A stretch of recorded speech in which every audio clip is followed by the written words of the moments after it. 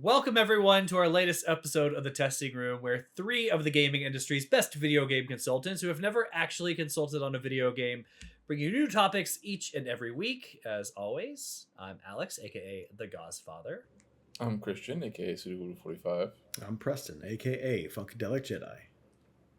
Yeah, we got a good one coming to you. Later this week, we will be finishing up our video game book club, and I think Preston, are you next? Yeah. Preston's gonna tell us what we're playing next. But let's get into our stuff. So Preston, what do we have over in your comment corner? Nothing from sass? Travis, that's for sure. Other than that, we did get a couple. I was wrong. We do have sass over there apparently today. So hey, it's a sassy day, everybody. Preston had a long day at work. Get ready for it. All right. Someone who's not Preston woke up today and it's everybody else's problem. No, I woke up and I everyone's worked. problem. The work causes sass. But we got two comments from someone who does not get sass from me, and that would be Tori. Tori says, "Hey guys, you know, Kushala Nailed it. Deora. Mm-hmm. Dora. Kushala Dora. Yeah. Tigrex can just get bent and disappear into a black hole to never be seen again, and I would be fine with it." Yep, she's totally right. Those two are Tigrex sucks. Those two are definitely ones I like to avoid when possible. I think Magnamalo is very underrated. Yes. I loved it in Rise, and I think they could be a cool addition to Wilds. I would enjoy if Valkana and Zinogre showed up. I think Zinogre will be there. Zinogre's always in these games. I think in some possible leaks it was said Zinogre is coming, but until Capcom announces it, I won't believe it. I agree with everything that you guys said about the Switch 2 and the Direct. I was on a roller coaster of emotions during the whole thing. I was so excited with everything being announced and what we were getting, even if my Twilight Princess Wii U is still not being ported over yet. But as soon as the price was announced for the console and games, and you saw the specs, my heart broke because nothing about it truly screamed bigger, better, and more powerful. Gotta get it now. It's heartbreaking, really. Maybe one day I'll get it, but it won't be anytime soon, especially in the uncertainty we have in the economy right now. Nintendo knows how to pop that happiness balloon real quick. Anyone who is trying to get a Switch 2, I do wish them the best of luck in getting one, and hopefully it's not a total nightmare for them. Until next time, which was just after that follow-up. Alex, I know you like puzzle games and a good mystery. Just wondering if you're planning on checking out Blueprints on PC. It came out today. So I just picked it up. Only about 30 minutes in, and so far it's been a lot of fun. So let me answer this before Christian even chimes in and before you finish that. Before I finish this? Which is thank you for the recommendation. Yeah, no, you didn't. I know. But that's all that our Discord has been talking about recently. Yes, yeah. And I was unaware of this game, but I've seen so much chatter in the Discord. Even my podcast. Now, they won't shut up about it. Yeah. And I'll be honest with you, like with our Discord, sometimes I feel like their taste can be a little niche. Yeah. So like I read it and I'm like, oh, okay, whatever. Maybe it's not for me. These guys, a couple of these guys that always talk about stuff, I'm letting them go, whatever. But since Tori is recommending this, then clearly it has gone beyond just the Discord chat, which some stuff never leaves. So yes, now on that recommendation, thank you, Tori. I will absolutely try it because it's the first person I know and really trust. Like versus I don't know those guys that well, right? They're just in the Discord. So and some of their I don't know their tastes, opinions on certain games are not games that I would care about. Exactly. So when they usually pop it up, I'm usually like, okay, sure. I mean, if I'll watch a trailer for it, if it looks interesting, I'll give it a second. But like, also, every podcast I'm listening to that's a gaming podcast, someone is preaching the good word of Blueprints. Like it's got that Balatro kind of like Animal Well, towards like a small little indie kind of game, but like people just won't shut the fuck up about it. So I hear people talking about this being Game of the Year on their list. So the reason why I said before. The reason why I said before Christian is because I knew this game's right up his alley too. Oh yeah, and he would know more about it. Well, so. I don't know. So the thing is there's one thing that that I don't know how I'll feel about it, and it's something that I'd have to. So, Blueprints is a puzzle game, but then it's mixed with a roguelite. Mhm. So, and by that I mean like. So like you lose shit between runs, I guess, to my understanding, but like you still like gain knowledge towards a puzzle that you're trying to solve, kind of thing. Mhm. So to me, what that screams in my head, and Alex, you'll remember this because we both still wake up in cold sweats about it in the middle of the night, is the tail end of The Witness. There is a set of puzzles that randomize every time, and so like now to my understanding, it is not that extreme, and it does not do anything like that, but I don't know to what extent the RNG mechanics play into each puzzle, right? I just don't know. I haven't played it. I don't know. So when you said you're gaining knowledge with each run to the puzzle, do you mean you as the player, or you as the character, or you as the player? Because you as in guys Alex, like you as in you, yeah. Because that's why they were talking about like get a notepad. I heard it's a notebook. And, like, write shit down. And it is a notebook game, which I'm down for, right? Like I played Tunic and was trying to get the language and was doing it with the community and shit. So like, hey, I'm all there. I hear you. All I'm saying is that depending on how heavy that RNG slider can sway, will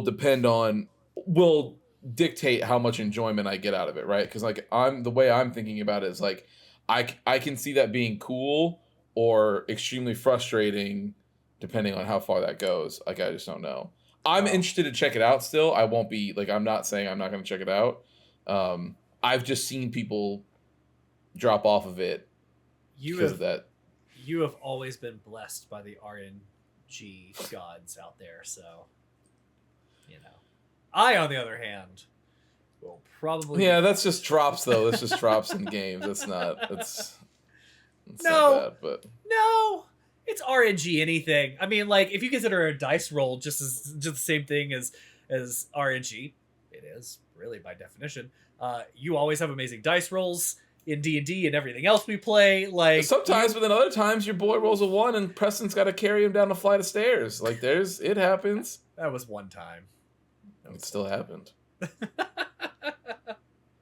Thank you for the recommendation, Tori. I am looking forward to that now because I've heard so much about it this week, especially. So, well, to finish off our comment, so only about 30 minutes in, and so far it's been a lot of fun. Being able to choose what room is behind each closed door you come to is something I'm not sure I've even seen in a game before. Curious to hear your thoughts on it if you do play it. Same for you, Christian and Preston. Until next time, Tori. Thank you, Tori. Yeah. I'm sure one of us will definitely play it. Alex is going to be on it now. I'm sure Christian at some point will get a little bored. He'll also want to try it out because people won't stop talking about it. I think what was that puzzle game you played last year, Alex? It was kind of Lorelei and Laser Eyes. Oh, Lorelei and Laser Eyes. Chance of Sonar might have been 2 years ago. Yeah, that's. Yeah. I mean, I haven't played Blueprints, but that was kind of the vibes I was getting. I'm not saying it's anything like that game, but like getting the notebook down, everything like that. It's definitely one of those games. So I agree. Yeah, I think you would like that game as well. Yeah, I'm down for that. Yeah, cool. That's all the comments. Cool. All right. Well, let's get into our weeks. I had something to say to Preston earlier, and it left my brain, so it doesn't matter. It'll come there. But get there. Yeah. Let's get into our weeks. I'll go first if you guys don't care. I don't have much. It's been the last 5 weeks in a row. Keep going. We all done the same thing on Saturday. Not true, actually. Both of you guys went before me last week, so I don't want to hear it. I think that's true. That is true. Go back and listen.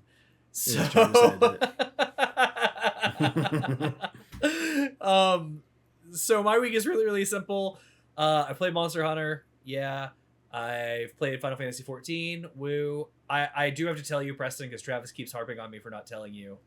I've become a market monger, and I am in these streets selling my goods, and I have now collected and amassed a fortune of up to 50 million.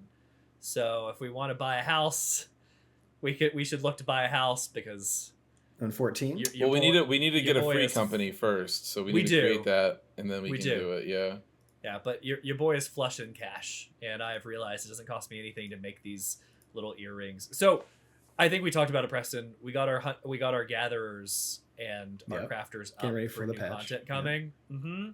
Well, everyone else is trying to gear up too, and now that I'm level, I can make like earrings and stuff that go for like either 100,000 a pop or around 1 million if I sell one that actually is A good roll. melded with gems. Okay. But I've realized that the material cost of doing the 100,000 a pop is far less, and it's way easier to do. So, and I sell those way more because people like to meld them themselves. So yeah. I just those things are flying off the shelves. Hell yeah. Easy peasy. All right. Put 10 up at a time. And then beyond that, the only other thing I've played is Space Marine 2 was updated today. I didn't realize until Christian texted me about it, which was great. So I was able to hop on there. Like Christian, I have the deluxe edition, so I got the new armor, which looks cool. I also agree. I wish I could use it on every character I have, but unfortunately, it's limited. Like each class has their own champion, so they're kind of limited to what you have. But they did release a new mission. The new mission was super good. I played it on the medium difficulty. I did die once, which shows I've been out of the game for a little bit, but we still made it to the end. But It's the like final a boss mission, like not just a PvP. Yeah. Okay. Nice. No. Yeah. They added I'll have to jump into a that. new mission, and it is cool. So they gave the final enemy is a bigger version of another enemy that exists, the Ravener, so like the little snaky thing with like praying mantis arms, but it's like massive. And they gave it this like crazy lightning attack that actually feels a little bit like an action game boss because Like a like Destiny dropping lightning almost? circle. Maybe Destiny's yeah, like I mean- ultimate like lightning shit. Yeah, I mean, so it just like typically these monsters are pretty straightforward. They swing and they swipe, right? But like this one now it'll go underground and come shooting out. It'll drop lightning circles in places, and it even like charges up its tail and will do like big powerful swipes and stuff. So they've added new mechanics to this boss, which made it feel really unique compared to the other ones, and I really liked it. Nice. But that's all I've done. All right. That's it. Yeah. Well, I can go next. Played a lot more Final Fantasy VII Rebirth. Surprised Christian as to what my playtime is and to where I'm at. So I've gotten all the way to the very beginning of Casa del Sol. You have nailed it. Congratulations. I don't know why I want to say Casa del something else, but that was going in my head all back and forth. I couldn't remember what the name was. But yeah, I got there. Casa Benito. Yeah. I'm a little more than 10 hours in right now, about 12 hours-ish or so. God. A few little things to talk about. I got to Junon. I got to the lower part of Junon. Got my chocobo, because for this game, different regions have different chocobos you need to tame. Boy, I remember Christian talking about that. Some stupid fucking little puzzle, whatever you got to do. Like this one was, oh, you got these chocobos. They can't see you or they run away. So you got to like move these mine carts and like walk along the side of them so they don't see you for long enough to run away. And it took a minute, but I do not like that change. no, I'm not a big fan of that. At least like just let me get the normal chocobo, and then like for special unique areas and the unique items or unique quests, then yes, maybe get the local chocobo so you can, because this is like in Junon, you had like the chocobo has claws so it can climb up these certain type of looking walls. And I'm like, well, if you just let me ride my chocobo around, I would have been just fine, because I didn't go up any of those walls. In fact, I got that chocobo and I got the fuck out of Dodge. I'm like, okay, got the chocobo running around. Like, okay, well, there's the checkpoint for the main mission. So I just went there and it took me upstairs. And What I prefer is the way that the old games did it, which is that you like leveled up your chocobo by like either a mini game or whatever was going on, right? Like in 7, it was chocobo racing, which is a thing here. It's just separate, but and then in 9, it was like the hot and cold mini game, right? Like the treasure, like Alex, you remember that, and or I know you, Preston, you probably did it too, but like you level it up as you're doing this like little mini game or side quest thing, and then as it goes on, like it gets, oh, okay, now you have the ability to go up mountains, and oh, you have the ability to do surf now, and oh, you have the ability to fly, and you know, all that kind of stuff. I prefer that way more than this fucking sneaking, jump on it, capture it mini game thing. Like, You also got yeah. items with like the hot and cold mini game and stuff too, which was much better. You did, so, like, it yes. served You a get dual items purpose. when you tame these chocobo, like they give like things like chocobo feathers or something like that, to where like you can turn those in to get like chocobo armor or like cosmetic stuff. It's just visual stuff. But yeah, so I went to Junon. All of that stuff looks great. I really liked what they did with the parade part of that game, because that was the one thing I was wondering, like, okay, what spin are they gonna do for the parade part? Very well done. And then motherfucking Roche shows up. And Roche does show up. I'm like, oh yeah, this guy. The other soldier guy on the motorcycle. Captain Reject. Yeah. Mm-hmm. The soldier jobber of the soldier team. He is the soldier jobber. But there's a little bit to love about him. He's pretty funny. And in the end, you do fight him and beat him. And he's like, okay, no. You beat me fair and square. Cool. We're on your team, and yeah, we're good to go. And then, of course, you leave Junon, you get on the boat to go to the beach area, the Casa del Sol, and I get on the boat, and it's like, okay, well, we're doing this Queen's Blood tournament. I'm like, okay, well, I didn't play Queen's Blood at all, so I don't know if I'm going to take care of this. And I get up, and I'm like, well, there's not really much else to do on this boat, and I'm afraid that if I just skip, because you can skip it, but I'm afraid if I skip it, I'm going to kind of miss out on the whole boat area scenario kind of thing. So I'm like, oh, let's play a little bit. Let's see how we do. First couple of them aren't bad. I'm just kind of getting the idea of like what you're supposed to be doing, because it's like what is it? Like a 5x10 grid or something like that. Long ways. You both start on other ends. You put down your cards. It's a rectangle. It's a rectangle, and like both sides start off with like little pawns in the first 3 squares. Then you can put down cards that require 1 pawn. There are cards that require 2 and 3, and then for you to get those pawns to like get more than 1, you have to be able to like use certain cards that activate that square. I'm sitting here because, okay, you just want to get more power. The more power you have in that lane at the very end of the game, that makes you win. The more points you get, you win altogether. I kept sitting like, what the fuck am I doing? Like, I'm trying my hardest. I'm like, oh, you know what? Let's just put as many cards down as I can, because you only do one at a time. But like, as far as advancing up into their half, because you just want to deny them the ability to put cards down. And that's the only way I could really find out to win. So I was doing that. I was getting through the matches, get through 1 match, get through 2 matches. Like, okay, I must be getting close to the end. 3rd match is with fucking, we just talked about, was it Wheatley, whatever his fucking name, Chadley. Chadley. Me today. You go fight him, and he is just talking mad shit to you. And so I'm fighting him, and he's kicking my ass. I'm like, this little bitch. I swear to fucking God, if I could, I'd just slap him across the face right now. But I can't, because I gotta fight him in Queen's Blood. So I do it. I play him like 10 times or more, and I finally get the hold of him. Like, cool, beat him. Yeah, like one more guy to play, one more person to play. And it's like whoever the influencer person is. Like, she's like the Queen's Blood like champion or whatever. Go to fight her. I beat her within like the first 2 matches. I'm like, okay, I got this down. And I was finally like, okay, cool, we're done with the Queen's Blood. And then Red shows up in a soldier outfit on his hind legs, acting like a human. Because animals can't fucking compete. Oh, is he walking on his hind legs? Oh yeah, yeah. He's walking. He's like doing the moonwalk. Like he's doing. That's how he does. That's how he does the parade section too. He's not in the parade section.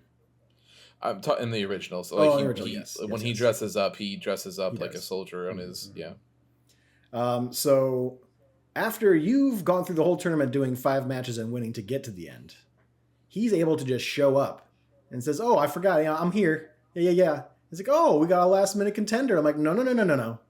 I got to this spot by winning. You're saying Red can just show up and just like have a seat? Like, fuck this. So I face Red. A couple times I beat him, but I swear to God, I'm not a big fan of card games. I was just doing this just to kind of get through it and to see what I can get at the end. And they just kept stacking on matches. So, I'm like, guys. I just want to interject a little bit. Alex, do not let Preston's disdain for this people like Queen's color. Is it a good card game? Queen's Blood. Is it a good card it's game? Fantastic. Okay. Yeah, it's the best part of this game. It is outside of the combat. Queen's Blood is like one of the only good things about Rebirth. So boring. he hates it That's true. because it's a card game. He didn't like the Witcher one either. Gwent, He didn't I like don't Gwent. No.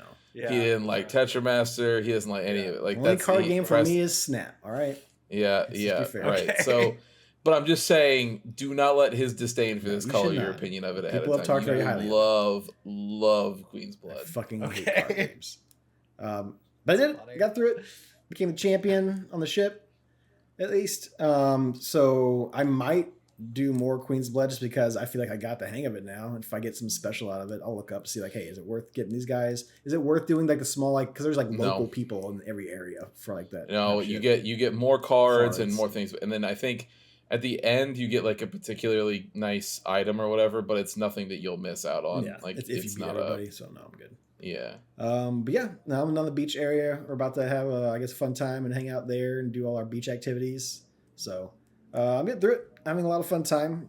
Very interested to see all this whole Sephiroth is there, but he's not there kind of shtick they're going with the remake / rebirth story deal as far as how it's different. So I'm curious about that. But yeah, I'm enjoying. So- having a great time.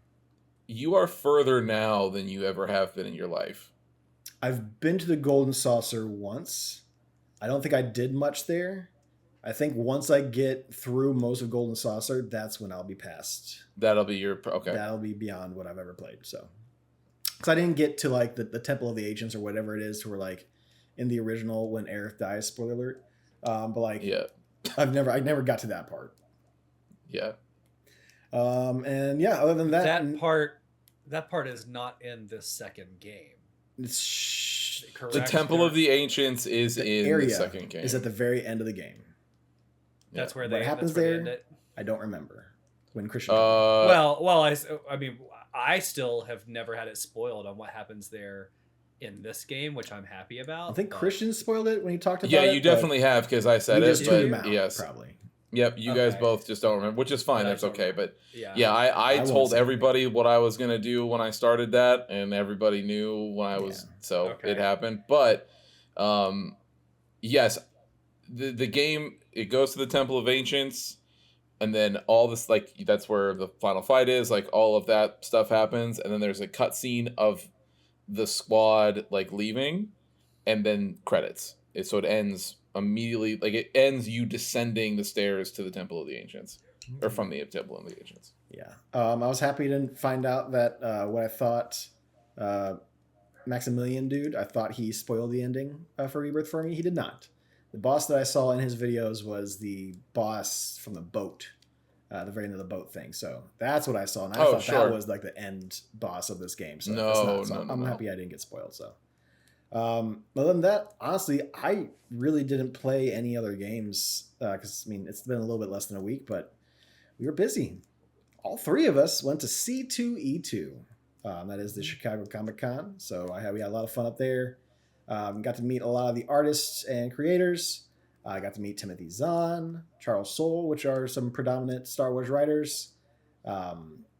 Rose Besh and Joelle Jones. Who else? Jason Aaron, who is the current writer of Turtles, and Joelle Jones was the current artist of Turtles. Trying to think if I met. I'm sure there was one. Dustin Nguyen. I got him to sign my cover as well. But it was overall just a fun time just to hang out with the boys. We don't get to see each other in person very often, so it was nice for all of us to kind of hang around, walk around, just chit chat and fuck around. But it was a lot of fun. I had a real good time out there. Alex got me a sweet little. I got it right here. Drawing of Casey Jones done for me. Love it. I have it right over here. I'm going to find a better spot for it, but right now it just stays on the side of my PC. Yeah, other than that, I did start up one new TV show. The Last of Us on HBO has started its second season. So I started to watch that. Very good, strong start. I mean, you're hitting beats of Last of Us Part 2. I found out that it has been renewed for a third season, so I don't think they're going to be wrapping up Last of Us Part 2 in this season. Which, I mean, you give that story more room to breathe. It's probably for the best, but I wish they would have given it to Part 1 as well.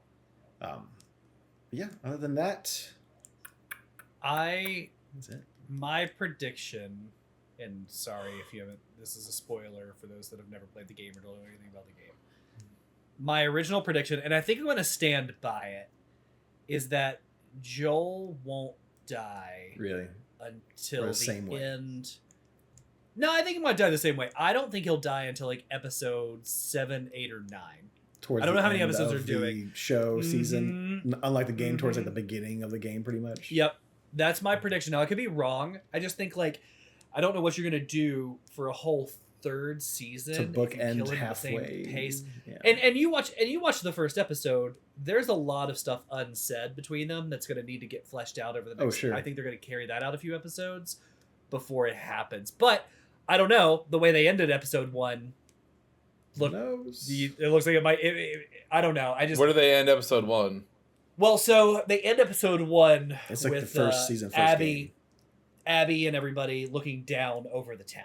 So they've like made it like we got to go kill Joel. So the intro to Last of Us 2. Yeah. I never played The Last of Us 2. Remember? So- Okay, that's how it yeah. starts. Okay. Yeah. Yeah. The end is pretty much the hotel scene or hospital scene. So like they cover all of, obviously leaving some stuff out for time, but like they cover all of the first game in the first season. So I thought Right. so in the first episode of this one, Abby is outside of the hospital and she's talking to her group and she's like, we gotta go kill, we gotta go get Joel and I want to find him and kill him, right? I thought originally before seeing this episode, it would take longer for Joel to die. So I thought maybe they would carry that journey out a bit and then carry the stuff out. But I was surprised at the end of this episode where she is looking over the town. So maybe they do kill him. But if you kill him in episode 2, they're gonna have. That's good. I don't know what are you gonna do for season 3. Like I don't know. Well, so here's the thing: is that the reason that I don't think it matters is because, and this is what I said to you then, is that Joel is still all over The Last of Us 2. Yeah. He still shows up in flashbacks and shit. Yeah. It's just that while Ellie is going through her journey, she has extremely long, some of them playable, like huge sections of flashbacks of different moments post Last of Us 1, pre Last of Us 2, in the where 5-year her and gap. Joel are figuring out what their life looks like because she knows that he lied, but there's no actual proof. But she has a feeling, and it's like a whole thing. And they And definitely so- did that in the first episode where Mhm. she's an angsty kid and does not talk to him like at all. Doesn't want to be around him. Doesn't want to talk to him because Yeah. It's built up now to where she knows and he knows she knows, but he won't admit it to anybody. No, So- he's not going to admit. Yeah, so Yeah. right, so there's that whole tension thing, and that goes on for a very long time. And there's plenty of things that happen from there. So like, Joel. Yeah, there's no shortage of Joel if they decide to They'll end still him have- early. Pedro will still show his face. or I should say, right? I should say end him on time. on Yeah. time. Right. Yeah. So there's no shortage of that throughout the rest of it. I think the only thing that you would probably run into is that obviously towards the very tail end, it's very Abby and Ellie heavy, but that's how that story was Sure. always going to go Yeah. regardless. So Can I say so in season 2, episode 1, Catherine O'Hara. I was gonna on say, Schitt's Creek. Standout performance. She's having a moment, Oh my man. She's God. everywhere. But specifically in this show, like that, She's good. the dialogue that she has with Joel and stuff like that is incredible acting. Is so fucking well done. It just shout out to her because I was gonna say like I want to mention her real quick before we end it, but like yeah, the mom from Home Alone is fucking killing it in this part. So yeah, it's really And dope. she's in this show, and I've at least seen her in clips of the new Apple TV show with Seth Rogen, where he's like a producer. And stuff Oh like yeah, that. like the studio. she's I think just- is what's called. Yeah, And they had the Beetlejuice, and all. Like she's having a moment. She Since is. Schitt's Creek. Good for her. She's all She's over the place. fucking great. So. Mhm. but yeah, that's my week. Unless you guys can remember anything else I played other than the video game book club, that's my week. It's been a short week for me. Yeah, it has been a short week for I think all of us. yeah, Christian's gonna come on here and be like, I beat 4 games. No, I did not. The last thing I want to just tail on to C2E2 is that 2 things. First of all, shout out to the eternal sponsor of the show, fucking Comic HQ. You know what I'm saying? For sure. Yeah, so Jake, obviously the reason I was able to go is that, I was going to go anyway. I was going to surprise. I was just going to be like, hey, I bought a day pass, and I was just going to go. But before I did that, Jake couldn't go, and so he gave me his pass, and I told him that I would pay him for it because, I wanted to. and he was insistent that I didn't. But he couldn't stop me from buying merch for his comic book store, so I went and did that instead. So I bought a hoodie. Very nice. So there you go. But the only other thing that I'll add to that is that we all found 2 places that sold physical video games at C2E2. Yeah. And one really. And Like we the did. other was... And we did purchase one from one. Yeah. Or purchase some from one, I should say.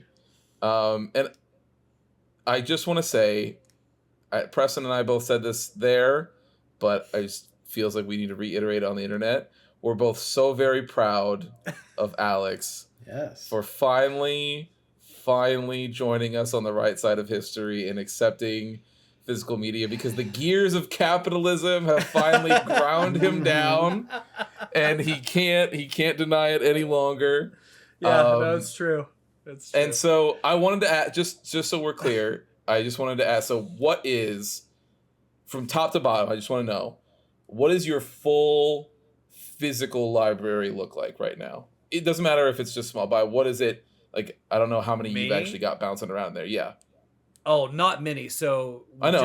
We've just started the 64. So the 64 are just the 2. So we have the Great Legends of Zelda, the Ocarina of Time, and then we have that very clean cartridge of Donkey Kong 64, the yellow cart, right? Beyond that, we actually have a bunch of like Switch games, just because. Sure. And then I have Final Fantasy.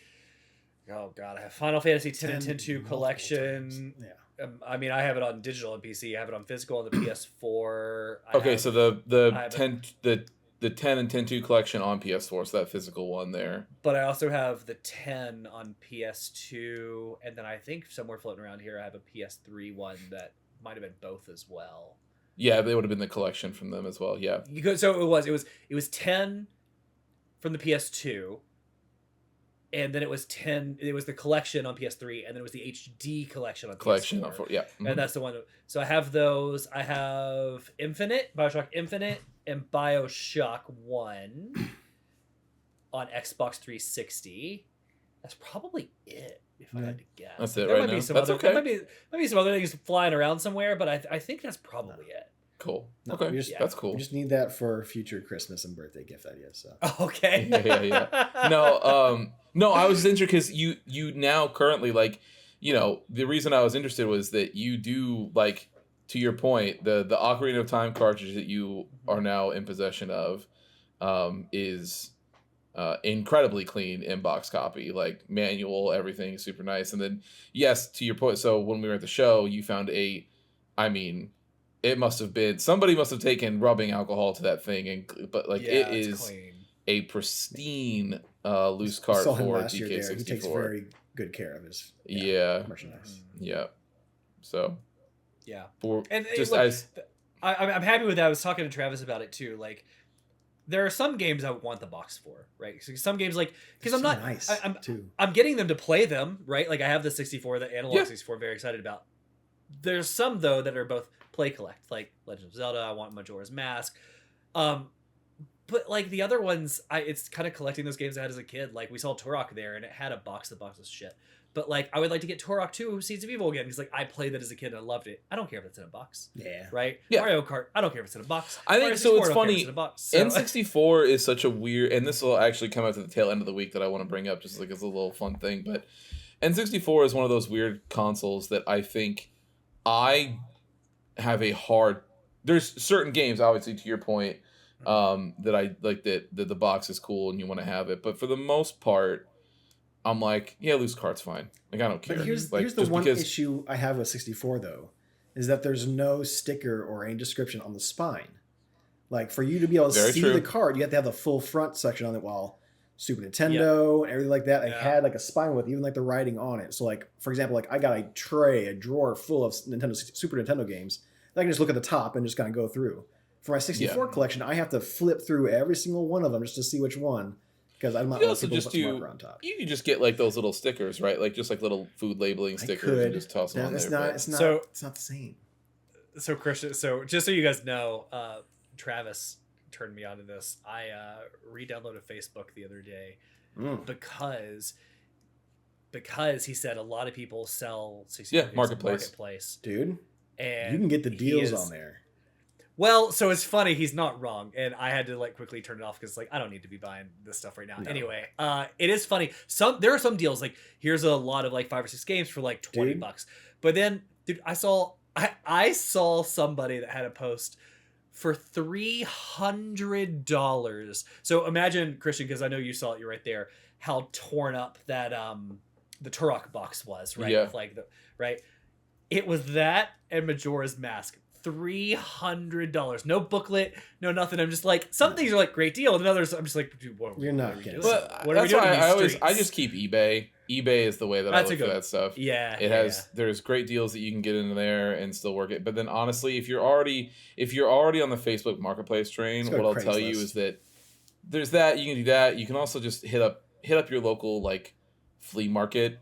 Yeah, Like that there's too. tons everywhere. Now, And then Yeah. you'll find a grandpa. You know what? You know who you'll find, Alex? You will find your parents selling Selling your my shit. 151 Yeah, booklet. right? Yeah. And you'll be like, oh right, yeah, okay. And then you'll take advantage of them just like those people that bought your original 151 took advantage of them. I would, yeah. So- now that's so big. I wish I still fucking because it was all the 151. I would have a couple of random like Japanese ones here and Yep, there that same trading way. back to school too. If only. Now, I don't have Facebook anymore, but I will say probably one of my biggest gets was on Facebook Marketplace. Yeah. I had some type of PS2 game I really wanted to play. I'm like, you know what? I do want a PS2. Let's see if I can find like a used one on there. I go on there. They're selling a used PS2 with like 10 to 12 games. And these were like premium games, like Metal Gear Solid 2 and 3 were in there. Some of the Lara Croft games, Spyro, Ratchet and Clank, like big Resident Evil games, like the ones like you would think like they're just popular games. Those 10 to 12 games with 2 controllers, memory card, and a system, $100. Some college kid just met me in the middle of a mall parking lot, and I gave him a hundo. He gave me a box full of shit. I'm like, cool. Dude just wanted some fucking drinking money. I'm like, all right. I will take your PS2 and all those games for much cheaper than what I probably would get individually. Dude, so that's how I bought my my Vita off of Craigslist. Really? Was just like the shadiest mhm. fucking thing in a Meet parking him in a lot. public parking lot in the day. Yeah, it'd be fine. I did see a lot of a couple of games, one including Conker's Bad Fur Day, and that was not Good cheap. game.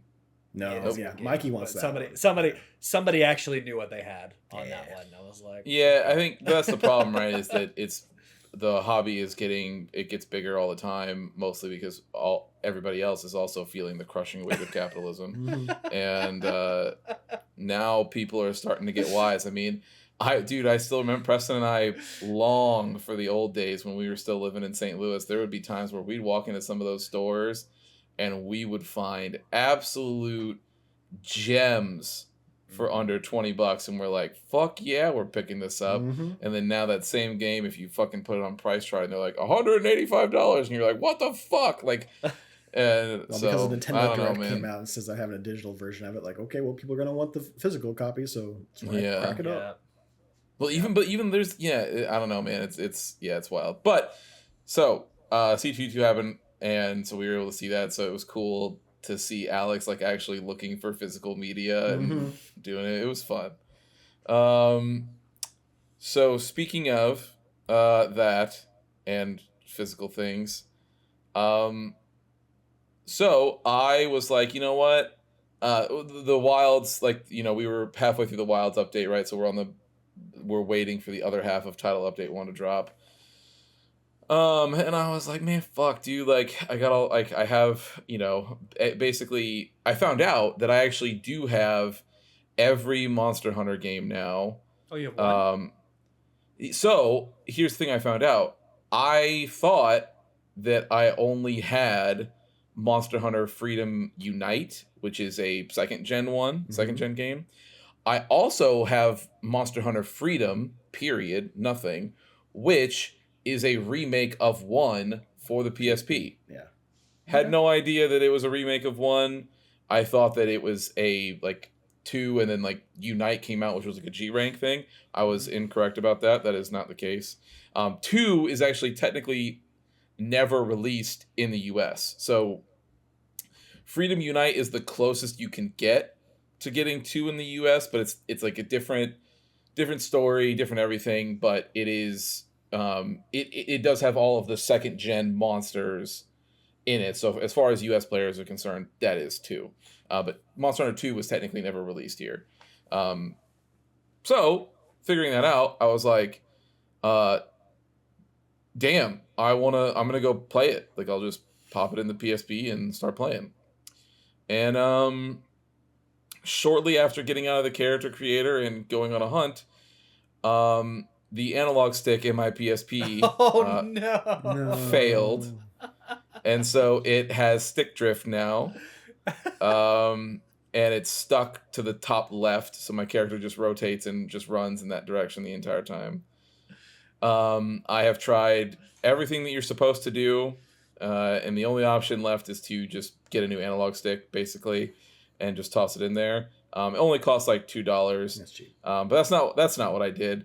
I bought a Monster Hunter 3rd PSP 3000, and yeah, the special edition one, because I found a sick deal for that one. So that'll be here in 3-ish days, I think. Okay. I remember selling all those themed PSPs, and man, they were so badass. They were. Yeah, this one's so cool. It has like so many Monster Hunter things across it, and the lining is all gold around a black PSP. And then it's got like it's the Monster Hunter like symbols in the back, and then it's got like the little flame icon and stuff. I'm very excited about it. Can't wait. So I'll be finished. But that being said, after going, man, there's something. It's so weird playing the first game and then Wilds right next to each other, and because it's like outside of the combat improvements, right? Like, you still get the same like feeling from these games. It's kind of impressive how they've been able to like keep the same sort of like warm fuzzy feelings throughout the series of like, you get to run around and like so in this one, and this is something that we've brought up before about Wilds, but a negative that I have about Wilds is that I don't like the absence of a farm that you've always had in all the other Monster Hunter games. In this one, you just, work with the other villages, and not as goofy ass just goes in between them and is like, oh, hey, they all have a bunch of nullberries for you. And you're like, thanks, man. And you just grab them and you move on. Functionally the same thing, but in practice, it just feels very different, right? And you're not able to like send your cats on missions or do anything like that. But in this game, so obviously in Freedom, which is a difference between 1 and Freedom, but there is like the whole farm mechanic is back. Like, you're, unlocking different parts of the farm and like putting new items down and then seeing the palicos go out there and it was very fun. It's cool. But yeah, it was very interesting. Have they had the palicos since the first game? Like, is that something that's always been there since day one? Very cool. Okay. Yeah. So that was cool. And yeah, I mean, that's really just it. It was a fun experience. I'm excited to go back to it. I've been playing more Fantasia. I'm close to the 50% mark, I think.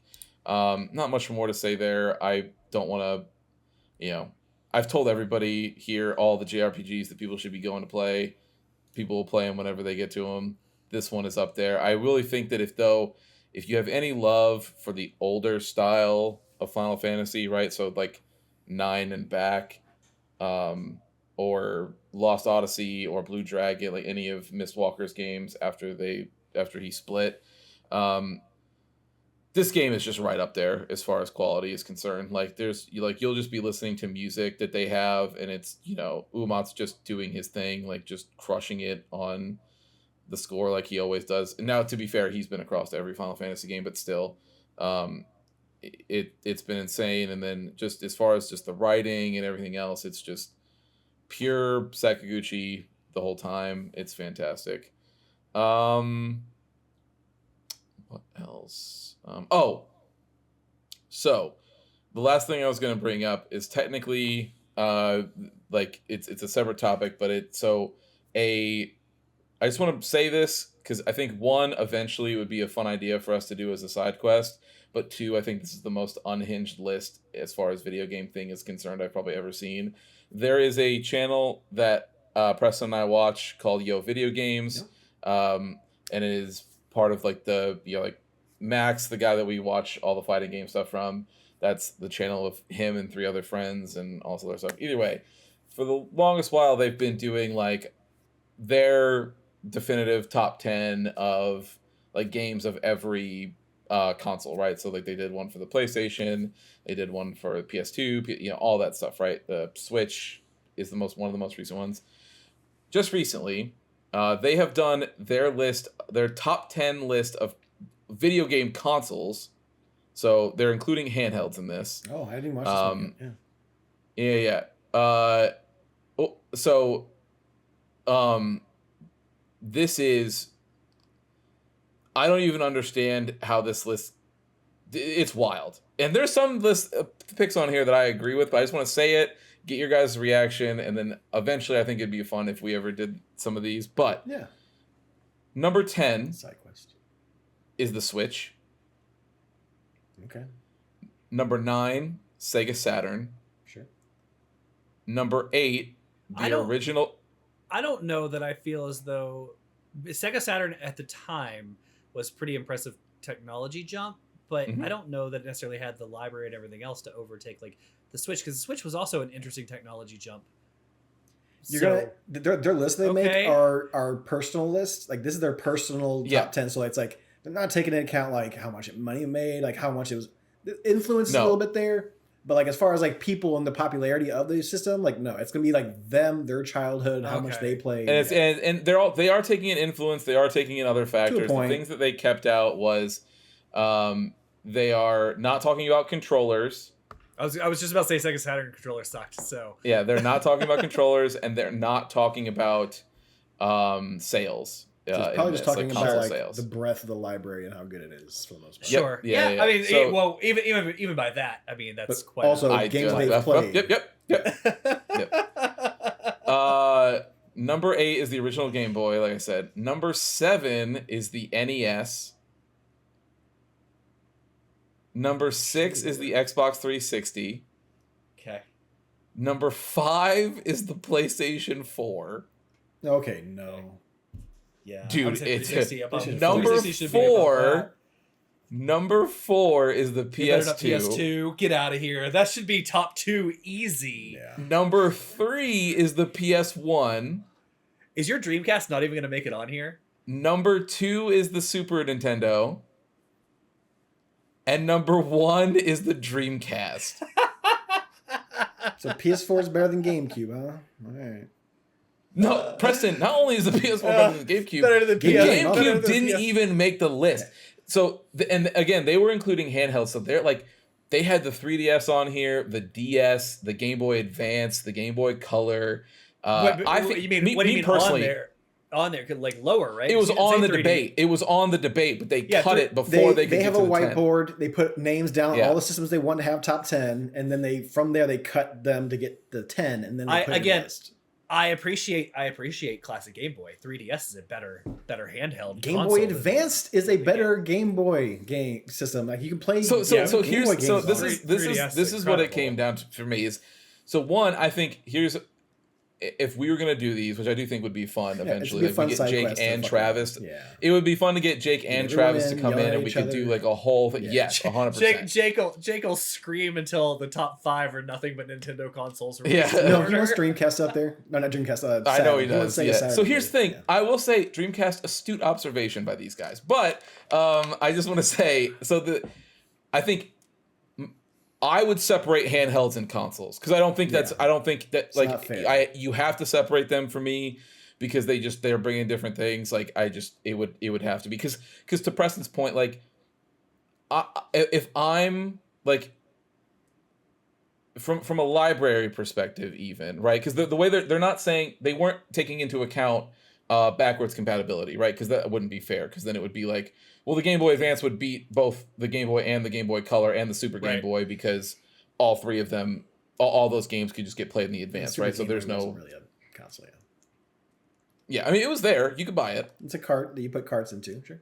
But it's a Super Nintendo. I'm just saying. It was a thing that you could do it. But either way, I would separate handhelds and regular consoles because I just don't think do that. But to Preston's point, PS4 over the Game Boy or over the GameCube is like PS4 does not need to be in there. No. I think.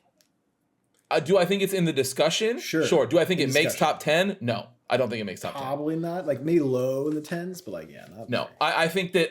I mean, maybe we'd have to think. Like I'd have to really think about it, and this is just a gut reaction. Whole episode by itself, yeah. But like over the GameCube, and the GameCube not even making top 10. Like I'm like, let me go ahead and just give their tastes. I know.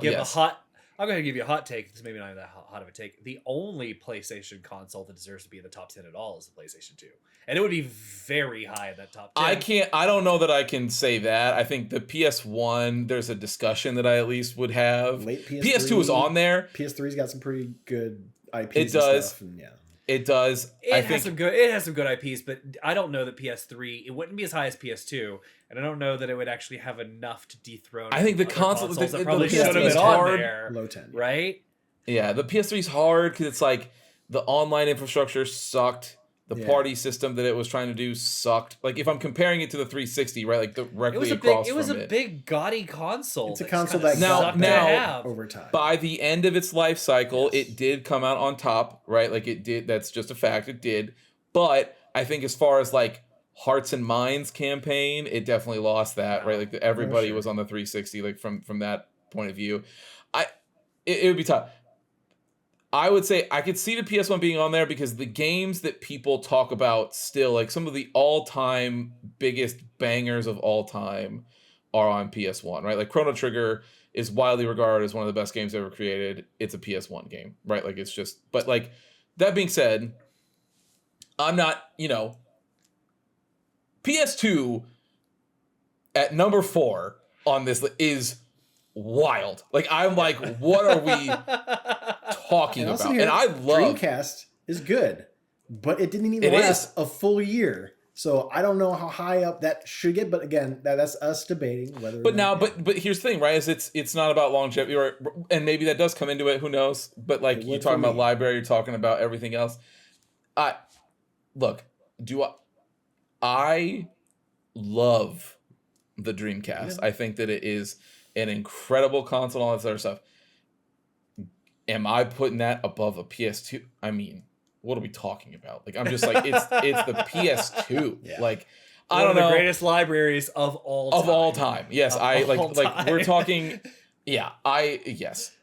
And that's kind of my thing is like I'm looking at the PS4 library and I'm like, a lot of the PS4 library is just continuations continuations of PS2 games. Like God of War and that whole thing is a continuation of a PS2 series.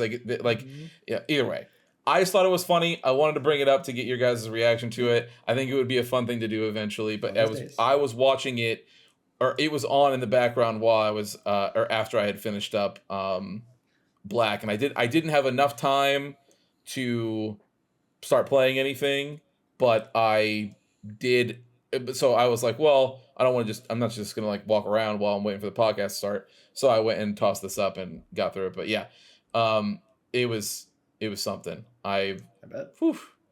The only thing I did was I played that new mission in Warhammer. It's really fun. Like Alex said, it was fun. And that's it. Yeah. Real quick, forgot. This is also kind of a plug. Did play some more Star Wars: The Old Republic. It's still good. We finished Coruscant.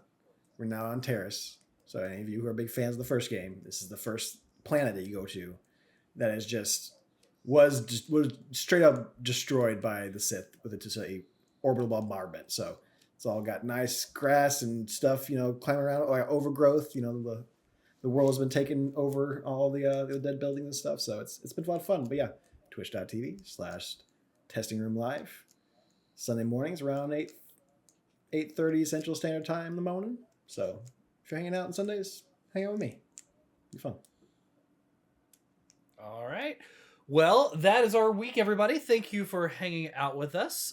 Don't forget to check in later this week as I mentioned earlier, we're going to finish up Black, and then Preston's going to let us know what we are playing next. Yeah. So with that, Preston, you know what to do to him. Yeah. Thank you for listening to another episode of The Testing Room. To catch up on past episodes or to check out the newest ones when they drop, follow us on Apple Podcasts, Spotify, or wherever you get your favorite podcast.